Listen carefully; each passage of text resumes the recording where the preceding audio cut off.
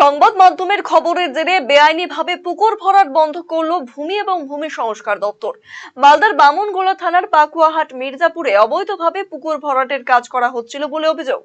এলাকারই এক বাসিন্দা সেই কাজ করাচ্ছিলেন বলে জানা যায়।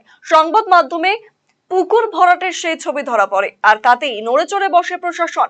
ঘটনাস্থলে আসেন ব্লক ভূমি এবং ভূমি সংস্কার দপ্তরের আধিকারিক পীযূষ কান্তি সরকার। তৎক্ষণাৎ কাজ বন্ধ করে দেন তিনি। পাশাপাশি ওই ব্যক্তির বিরুদ্ধে প্রশাসনিক পদক্ষেপ নেওয়া হবে বলে জানিয়েছেন তিনি।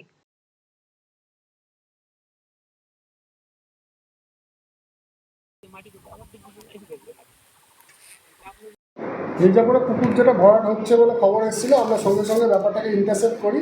যিনি করছিলেন তাকে স্পটে ডেকে ইমিডিয়েট ওটাকে রেস্টোর করার জন্য বলা হয়েছে এবং আমরা অফিসিয়াল যা প্রসিডিওর আছে নোটিশ করব রেস্টোরেশনের জন্য। আজকে বিকেলে ওনাকে নোটিশ করা হবে এবং ওনাকে ইমিডিয়েট রেস্টোর করার কথা বলা হয়েছে এবং সেটা অফিসিয়ালিও জানিয়ে দেওয়া হবে।